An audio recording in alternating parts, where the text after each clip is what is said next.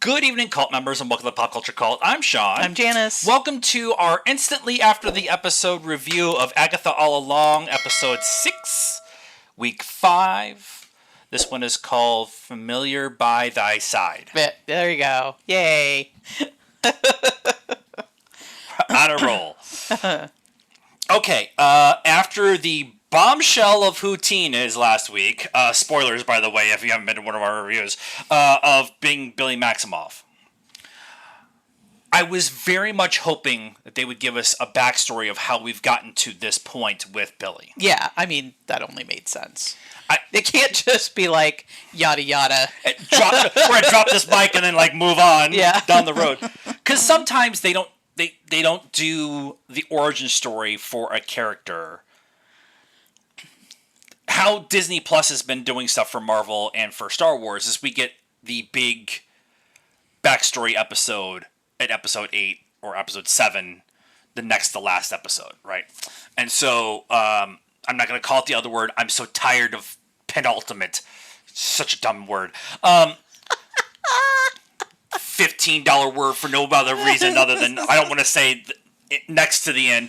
But the usually that's what they end up doing. So I was very much hoping that they would do this. I was very much hoping that they would do this give us Billy's I don't want to necessarily say origin story, but it's how we got to this point. Yeah, how Billy Chaplin Chaplin, is suddenly Billy Maximoff. Yes. So we got that, and it makes sense for the story. I mean, honestly, at this point, they can't go forward until we understand who he is and how he came to be, and why he's on the road. Yeah. We the royal we of me over here, her just nodding along, have been saying, why this show? Why have we been doing this? Why did we do this show? We loved Agatha in WandaVision, but why tell this story and have Agatha be the main person? Because she's not a good person, right? And so I've been projecting my personal wants and needs, storytelling wise, that they're using Agatha as the catalyst to bring Wanda back. Right. That's still on the table. I'm not going to say that's not necessarily what's on the table. Yeah. That's gone. I did see a thing with Elizabeth Olsen. She's like, I've never met Joe Locke, or I didn't spend any time on set or whatever. But then they showed a clip during promotion for Multiverse of Madness that she had never met John Krasinski, and she turned him into Silly String. It doesn't necessarily mean that they weren't on set together, but she passed the lie detector. Yeah, saying that she did. So, and she's an actor, so actors are that's what you're doing, is you're lying the whole time. So I'm not saying it's not totally the reason that this show exists is to bring Wanda back. But Billy's drive right now is to bring Tommy back. Right. And if, the long game Young Avengers, or is that what they're called? Yeah, California, the California Young Avengers. Young Avengers is still a thing, whether it's an independent thing, like its own movie or show or whatever, or they're part of the not Secret Wars. Yeah, Secret Wars. Secret Wars. Okay, not Secret Invasion. Right. I always get those two mixed up. Yeah. Thanks, Marvel. Right.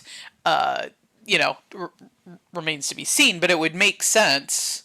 And I even said, halfway through the episode, I'm like, "Where's Tommy?" Yeah. We have Billy, so Billy's essence got put into some dead nearby person. So what about Tommy? They don't call it the Speed Force in Marvel. Speed Force is Flash. That's the essence around him that he goes into when he's at high speeds and Right. stuff like that. But there is a version of that in the Marvel comics, so I'm wondering if Tommy's kind of in that loop. I don't know. I'm just I have to be honest with myself and allow myself to work through. This is about Billy finding his brother and not Billy finding his mom and his brother. Right. Because we love Scarlet Witch in this house. We love her character arc. We love her wanting to do everything she can be to be a good parent, even if it was maybe misguided at times. We love Elizabeth Olsen as the Scarlet Witch. She loves the character. Like, we want this character back. And she's, like, one of the most powerful MCU characters, but also one of the most powerful Marvel overall in the comics characters. And so if we're going to go to this, we're going to get Doom. The rumor is we're getting Mephisto and Ironheart. That's a really weird place for that, but whatever. If we're going to get all these super powerful characters, we need another powerful person on the good side, because right now the Avengers are not a thing. Right. Tony's dead. Steve's retired. Thor is, who knows what's going on through Thor's head right now, but that stuff. Hawkeye's on the Dark Avengers team, Quaddy Fingers, Asterisk, Thunderbolts thingy, whatever. Hulk is helping his cousin out, and we don't want to talk about Black Widow. She's dead. I don't want to talk about it. Okay. She's not dead in my head. And then you have, Black Panther's gone. So there's really not an Avenger level person to go against anybody that's coming down the line. Right. Sorry for my little tangent, but that's just where I'm at. So this episode, we got Eddie, Billy's boy. Okay, wait, let me back up. Start at the beginning. Let me start at the beginning, because them starting with the bar mitzvah. Bar mitzvah. Sorry, I knew I was going to say it wrong. The bar mitzvah, I think, is actually a good thing. We haven't seen much in the way of Jewish representation in the MCU at this point in time.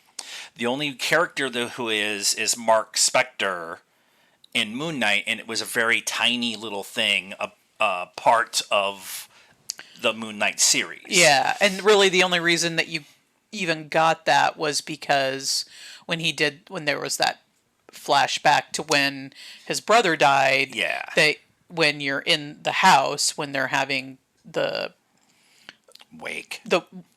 Yeah, I think they call it something else. But yeah, I think they called it something else, and I can't remember what it is. But all the mirrors were covered, and that's like a known Jewish thing, but that was really kind of all they touched on. You get some Egyptian religion, I guess, from like old religion in Moon Knight, and then you get some of Kamala's family Muslim? Yes. So you get because they went to the mosque and stuff. So you get some of that. But yeah, it's nice to see. It's not enough. I want more. Since the MCU is rooted in reality, in our real world, just fantasticalized. Sure, that's a word. It is now. I would like that. I like more of that kind of representation. I'd like this. One of the reasons we loved Miss Marvel show was because we got to spend time in the mosque and spend time with the Muslim families and learn some new stuff. And go to tell the story of the partition and stuff like that. So we really love that. So Steve Rogers was Christian. He said, "Oh God," when the snap happened, and so I think there's a place to have that kind of real world storytelling. So it was really cool to see that at the beginning of this episode. We just had this bombshell of a super powerful witch. The body that he is actually controlling right now, or avataring, however you want to word it, was Jewish, had his bar mitzvah, was having a bitchin' party, and had super supportive, awesome parents. Which is the other thing I wanted to talk about with this whole section too. Was just talked about Moon Knight and the non-supportive parent, and that's been like kind of a reoccurring theme with a lot of the Marvel storytelling on the TV show, is that one or both of the parents are not great. Yeah. Or not good in any way. One of them's trying to be, and the other one's a complete dick. And the Kaplans are worried about their son after the car accident, are super supportive of him and his boyfriend, and made him dinner even the way he likes it. Like I just thought that was kind of it was nice to get that kind of moment to humanize Billy after killing off 3 people in the previous episode. Yeah. Killing off. Yeah, we'll get to that in a minute. Right. But at the bar mitzvah, or at the after party, I want to go to the after party. he goes into the fortune teller's tent. And it's Lilia. Which I find interesting that she does not recognize him when they start putting the coven together. Two of them met him face to face. Right. So none of them did. Yeah, nobody pointed it out. We got Jennifer Kale, Lilia, and Alice all showed up in this episode, and Mrs. Hart. Right. So I found it was interesting. And she didn't recognize him either. I mean, she saw, Mrs. Hart saw him for like 2 seconds in the alley, but yeah. So that's interesting, and maybe it's part of the glamour or whatever. The hex. Yeah. No, we'll get to the hex, but yeah, the glamour thing that was. Yeah, absolutely. But the after party is shut down, not because the music was too loud, which is what I thought they were going to do, because the DJ was playing music or whatever, and the cops showed up. That's always an indication that they're playing music too loud and they need to close down. But really what it was there was something going on in Westview with the anomaly. And so everybody left, and as they got out, over the tree line, you could see the hex shrinking. Mm-hmm. So they all know of the hex. Everyone in Eastview knew of the hex that was around Westview. Right, because they couldn't get in. Nobody could get in. So, and when they're right next to each other, that's, But I bring that up because later on, when Billy is kind of explaining kind of who he thinks he could be to Eddie, because of his dossier that he put together, which was really funny. He brings up the hex and what happened in and around the hex and the night of the crash that he had because of what was going on with the hex. And Eddie brought up said, I thought that was an Avengers training. Right. And so it's that. I think that was the propaganda that they put out. I don't remember for it. I think it was. But I liked that they brought that up because the people who were directly involved with it were kind of told to keep it on wraps, keep it down, whatever. Yeah. But everybody on the outside became their own conspiracy theorist person kind of thing. And they brought into the propaganda what was going on. It was the same thing that happened with it was just in my head and it left. They did something else where they tried to do it with Iron Man, where it was test pilot. Yeah. So there's been hints of it was in Spider-Man No Way Home, and they had a Far From Home, because that was after the blip. So when everybody came back, everybody started talking what it actually was, and there was something else in there too. But I wanted to bring that up because you can't talk about Agatha and Westview and Eastview and all of this stuff without referencing in the show events of WandaVision. Right. Oh yeah. And so that they spent the first 15 minutes telling this story of, or maybe 10 minutes, of William Kaplan being a good kid, having his bar mitzvah, having a good family, having a good time, being a teenager, getting all of his money. Then, oh my God, the real world is happening. There's something going on next door. And that hex happens, and then there's a car crash. And in the car crash, he is in the worst spot in the car. And dies, I guess, is the best way to... Like, they said he's not breathing, and he's... Well, and right before Billy's essence, whatever comes into him, you hear his heartbeat, like, slowing down. And is that what that was? Okay, stopping. Yeah. And so Billy Maximoff, as the hex was shrinking... was aware enough to, and he's also like we said, super powerful. Was able to find the closest dead body to animate, and it happened to be William Kaplan, which I'm really glad that they did this, because in the comics there's like 400 different versions of how Billy becomes Billy. Becomes Wiccan, his origin stories. He's a part of Mephisto. He's recreated in House of M. So there's all these. So they were definitely Billy Maximoff. It's definitely Billy Maximoff, his essence in William's body. Right. But they're also paying homage to the Kaplan part of that story. Yeah. Which I really appreciate. And then we just have this like Freaky Friday. I don't understand what's going on. I can hear everybody's thoughts.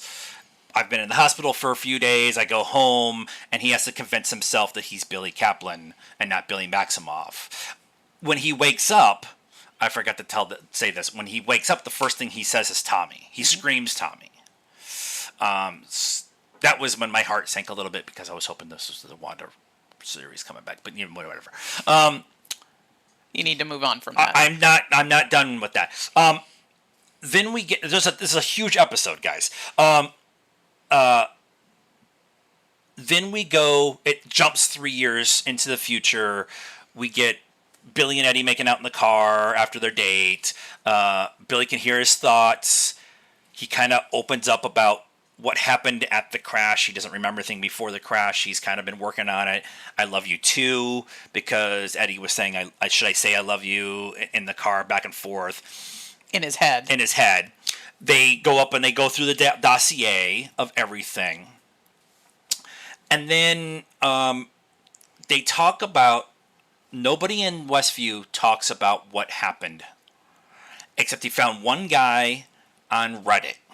Now, this is, I think, where people are going to butt up against this episode, because this was the biggest thing that people butted up against in WandaVision, is that Evan Peters showing up and playing Pietro was a huge deal when we started watching WandaVision.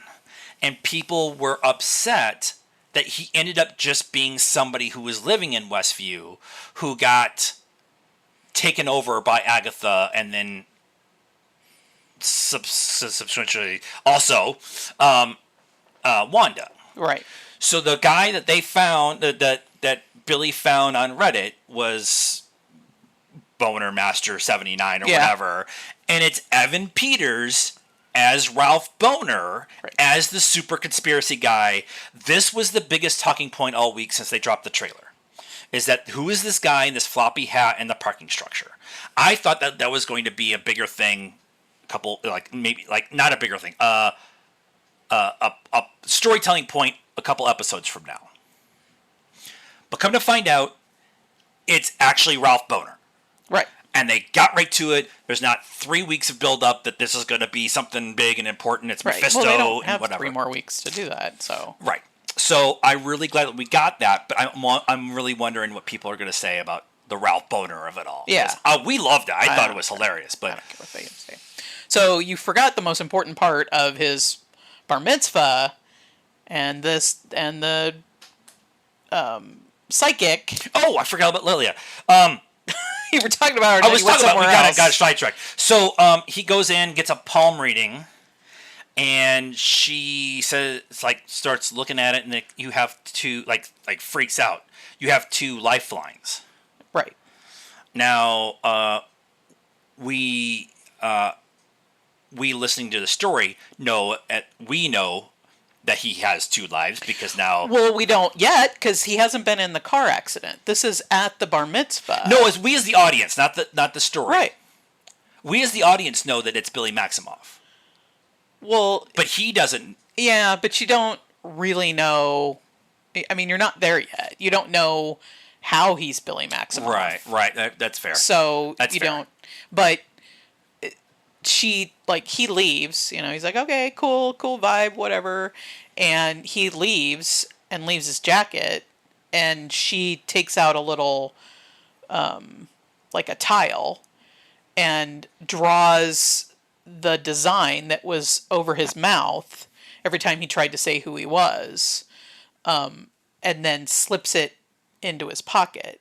So that goes back to why doesn't she remember him? And why doesn't she recognize the symbol when he tries to say his name the first time? And they're all like, oh, that's interesting. But she's the one that drew it. She's the one that and they talked about made it. They talked about in that episode when they were talking about the hex thing on his face that only the it can only be, the witch that cast it can remove it. No, it could only be removed when it was no longer needed, and it could even it could even affect the witch who did it. Because everybody was thinking that it was Wanda or it was Agatha who did it, right? But ultimately it was Lilia. But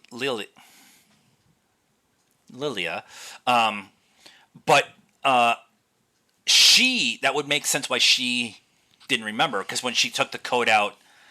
She gave it to the party host or whatever. Hey, one of the kids left their coat in here, and they asked, who was it? And she's like, you know what? I don't remember. And then when they're in the car leaving, because everything was going on in Westview, he had the coat. So somewhere in there, he got the coat back. Yeah. Which makes sense. But yeah, I there's so much that happens in this episode. She also says, 9 of Wands or something. Yeah. Referring to a tarot card, and it was just very random. Like she's been doing with her little random, but this one made people on the internet have kind of put some of the ones that she's made thus far into order, so it made sense for the last episode. But now this is before all of that happened, but after all of that happened. So yeah, I don't know what that meant. What that all meant. Yeah, it is. I'm sure they'll explain it. Like they've been doing really good about setting things up, letting it cook, and then coming back around to it. Well, maybe, or just letting the internet figure it out. But so then we get to him going to Wanda's house. So this is where we came in. He goes to Wanda's house, to Agatha's house, and he's like, this is a horrible idea because he's going to get her. The internet search was very interesting. Him working his way through figuring out who Agatha was, and that she, the pictures, the image search of her being at all the different things. New York Stars is going to break all of that down. Yeah. We're not going to do that here. But him working it out after having the conversation with Ralph Boner, him dropping her name, and then him talking about the Wanda, Vision, and their 2 kids. Yeah. And then Billy kind of pushing him on that. And he's like, what was their names? And it was Tommy and Billy. And so he was able to figure that out. So he's got Agatha's name. He's got Billy and Tommy's names. And now he goes back and does the internet search for Agatha. Right. And that whole search thing was really, it's a modern, I love that they use kind of that modern process of figuring things out in shows. Because sometimes they don't want to do that because it dates the show. they don't want to show that kind of technology kind of stuff in the show because it kind of dates it a little bit. But for the purposes of what he was doing, it makes complete sense. Right. He's a teenager in the now.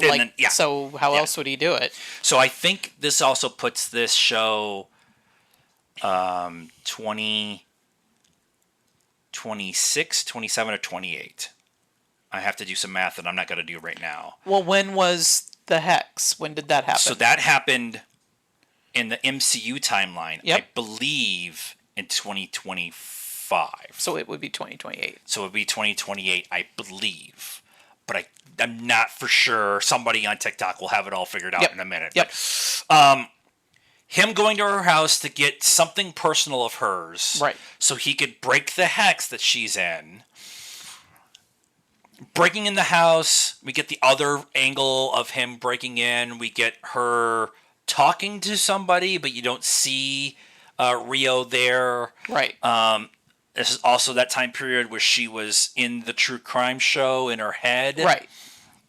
So when she finally chases him down, she brings him back to the living room, and she does the interrogation that we got in the first episode. That was actually in the police office, police department, but it's in real life, I guess. It's happening in her living room. And her gun on her holster is the spray nozzle from the hose. And she has a boner family camp out, pitch a tent. Shirt on. It's like, oh my God. I love that they're leading into it. Oh my God, I love it. Oh, I love it so much. The episode where she's like, okay, I'm going to drive, and she goes back into the living room and sits in her car. She's like, this is not real. The pedals were juice boxes. I don't know why that's the thing I remember. They do the interrogation from the real world version compared to the true crime version. And then we kind of do jump cuts that like to get us to we're back on the road. Yep. So we kind of got everything to get us back to this point. We get back to the road. That cut was interesting too because we kind of got caught up, and then it kind of fades to black, and then it fades back up to light, and there's something coming out of the dirt. Right. And it ends up being Agatha who grabbed onto a vine and fire swamped her way out of the lightning sand. I want to talk about, we've talked about this a little bit, but Catherine Hahn has been amazing in this show. Yeah. Like as good as she was in WandaVision, she's on like 11 in this one. But her willing to be covered head to toe in whatever that goop stuff was, including her hair, like all over her face. Not a lot of actors are willing to have that kind of commitment to the bit. Yeah, yeah. And she definitely leaned into it. And we pointed out that, you pointed out when she crawled out of the mud, I was like, because she starts crawling around in all the leaves. And I was like, now she's covered in all this mud and leaves. And he said, it's like she's tarred and feathered. And I went, yeah, which they used to do to witches. Yeah. It made, because it looked like black tar. Yeah. And big yellow leaves. Yeah, she was tarred and feathered. Yeah. But to your point, she even like played with it when her and Billy are going back and forth about, like, when did you figure it out and all of this and kind of what are we doing? Like, why do you still want to go on the road and I don't need you? But she takes her muddy hair that she keeps kind of playing with, and then she takes a piece of it, it's all like stiffening with the mud, and puts it up to her lip like a must.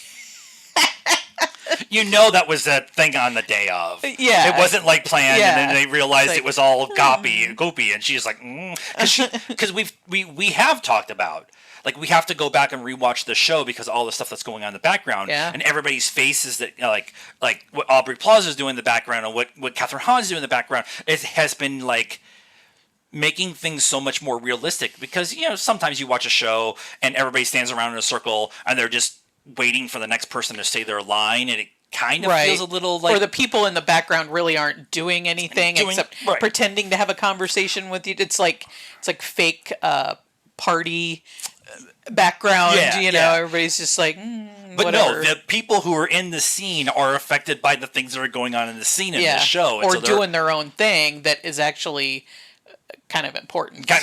Exactly. Agatha addresses Billy about just kind of where he is at right now. And he asks, when did you... Because she calls him Billy.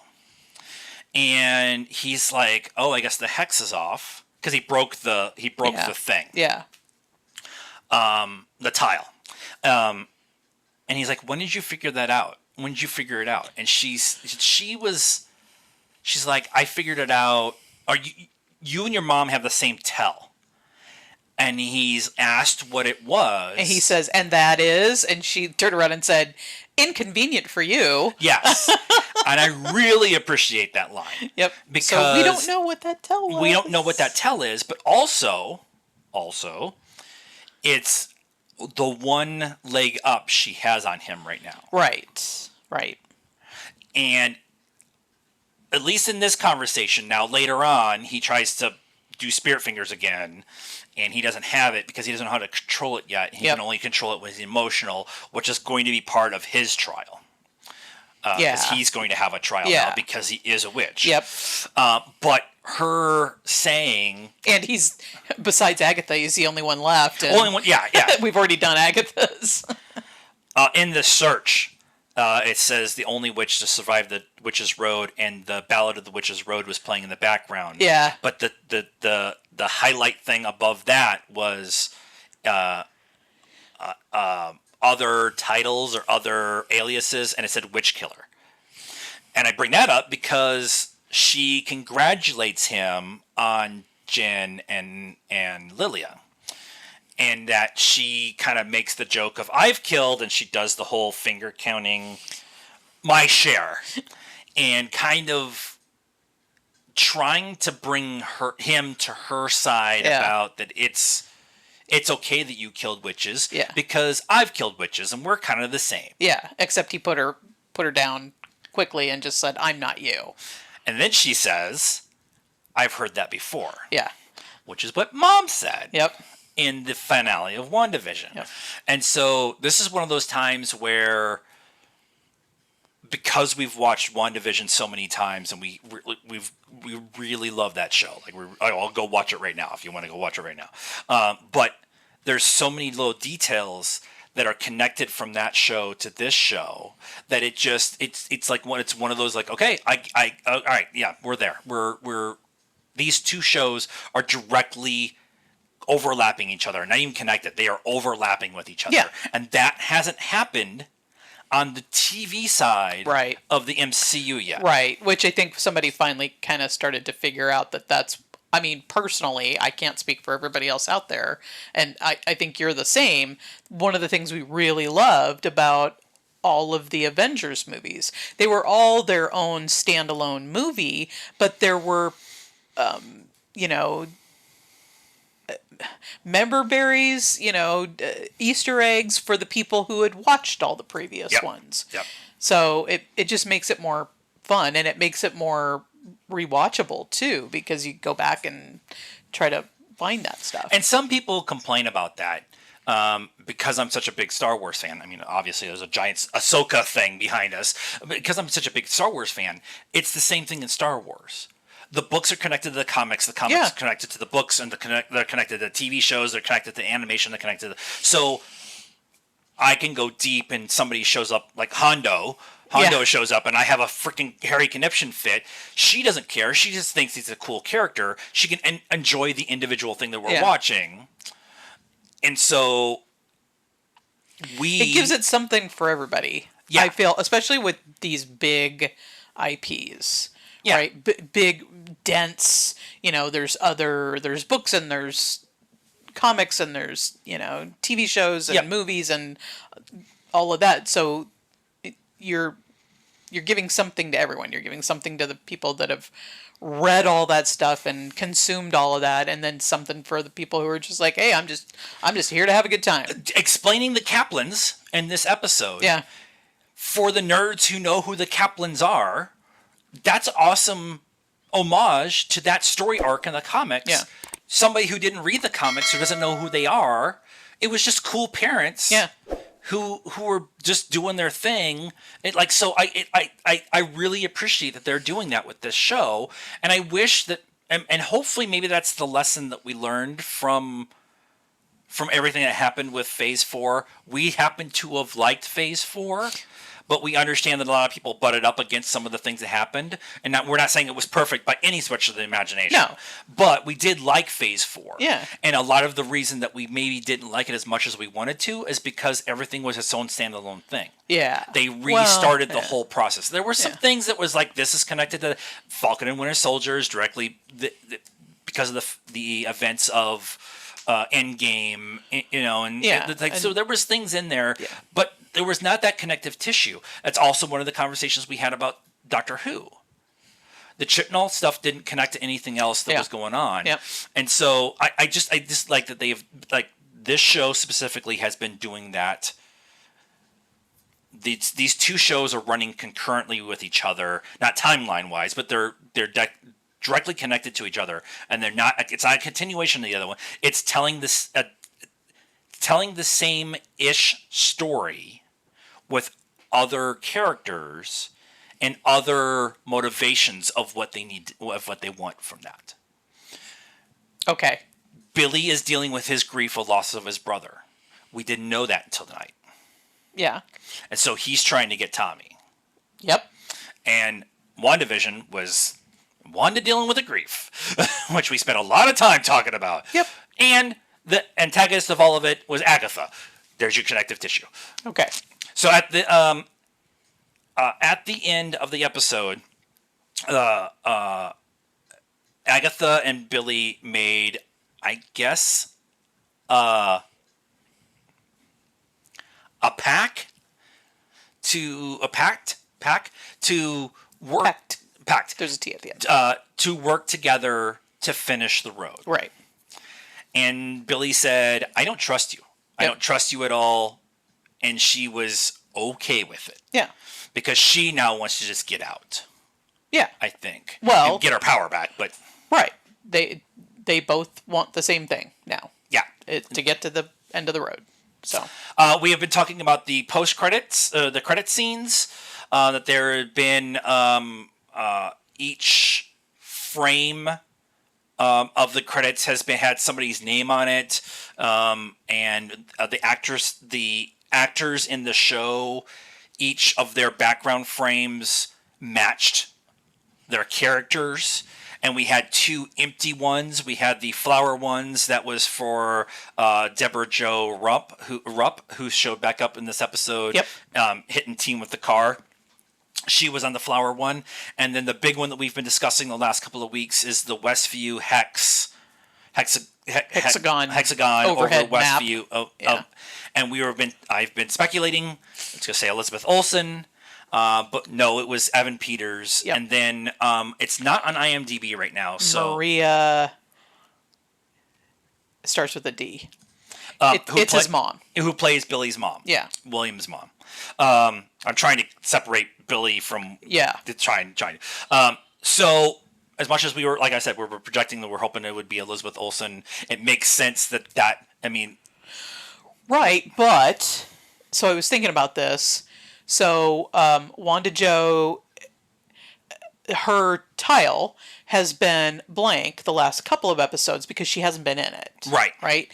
And Evan Peters is probably not going to be in anymore, or, maybe one more. So, that one's going to be blank again moving forward. So, there is an opportunity to put another name there. Another maximum. There. It's also interesting that all the people.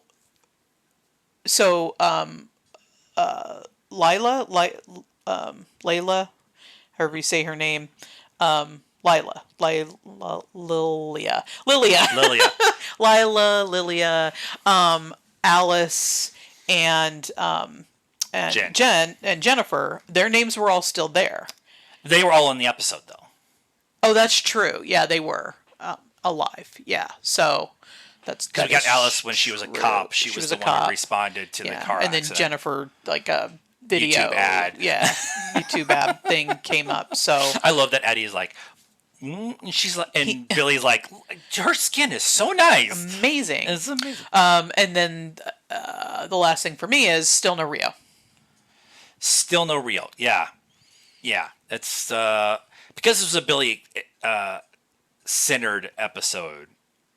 I'm not surprised that we didn't get Rio, but there's lots of hanging on the road. Yeah, she there's is lots still of on hanging the road questions with them. on that. Yeah. And nobody said, "Hey, where's Rio?" Nobody said, it's Agatha and Billy going down the road. Yeah. And Rio's just like everybody's just forgotten she even exists. Yeah, they're interesting. There was she is death. They haven't said she's death, but they've hinted at all the ways possible that she is death. Yeah, there's a lot of clues. There's a lot of clues that she is death. Somebody pointed out in the mid-season trailer that we got on Monday, where we got the back of Ralph Boner. Right. That there's Boner. The Boner. There's a shot of Alice's drained form and somebody's black-tipped fingers running across her face. It's like a quick little shot, and so some people, so New Rockstar specifically, but other people I've been kind of looking at have kind of pointed to that as maybe Rio stayed behind to shepherd Alice. Yeah. On. But if her fingers are black tipped, that means she's been using the Darkhold. Right. And the Darkhold is gone. That's the other question that I keep having is people keep bringing up the Darkhold, but Wanda destroyed every version of the Darkhold across the multiverse. Right. And so one of the theories was that Billy's spell book that he had was actually was just like Billy Maximoff doing to William, essence of him into a new body, that the Darkhold did that into the book, which is not a far stretch. I don't think that's true, but no, because he lost it an episode or two ago, and we've moved on. Yeah. So I think that kind of had played into him crushing the tile too. He doesn't need all that stuff anymore. Yeah, he knows who he is now. It's the crutch. It was his crutch. Well, and him no, I wouldn't say a crutch. It was like his kind of his subconscious. Trying to figure out what was going on. Yeah. Knowing, he had to have had something to do with the Hex and with Wanda and all of that, and trying to, make him learn about it so that he could go find Tommy. Yeah. We've done really good on talking about this episode. There's so much other stuff. All the posters in Billy's room. Yeah. Like there's just so much other things that we should talk about, but I don't want to go that we'll be here for 2 hours just going through all of that stuff. But what we've realized with this show, and I think we've talked about this in the past, is as much as we're having fun kind of speculating on what's going to be the next thing, what's going to be the next big drop, kind of what we did with WandaVision, we got over our skis a little bit. Like everybody got over our skis because we had nothing else to do during the pandemic other than speculate when Mephisto was going to show up. Yeah. But with this show, we are speculating. We're having these fun conversations about what it is, but we're letting all of that go. And so as much as we want to sit here and break down every little thing and what it could possibly be, and although we are doing that, we're not spending all of our time with that. I will tell you what's going to happen though. We're going to get done with this. I'm going to upload everything to the internet. We'll play Fortnite maybe a little bit tonight with the kids. Our middle son will get on and start speculating wildly about what's this. And as much as his theories have merit to it, I bring this up for a lot of people on the internet, I think some of those you're projecting too far out of what it could be outside of what they've already showed us, which is why I brought up the hints that they are saying that Rio is death. As much as we wanted Mephisto in this show, it doesn't make sense. Right. Well. As much as we wanted Nightmare to be in this show, it doesn't make sense. Okay. I just like stuff like that. Like the story that they've told up to this point doesn't make sense to have those characters here. This is about Billy finding his brother.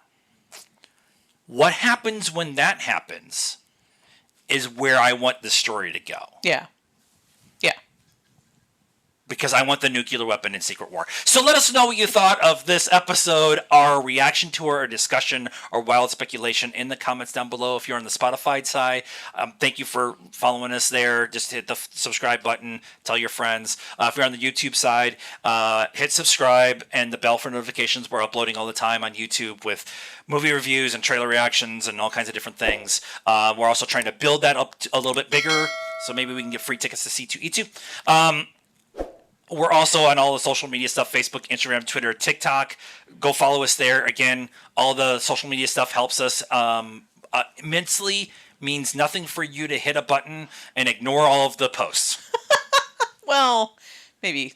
Interact with some of them. Like, just go in and like all of them all of a sudden. Again, because we're trying to get past this C2E2. So until next time, cult members, good afternoon, good evening, and good night now.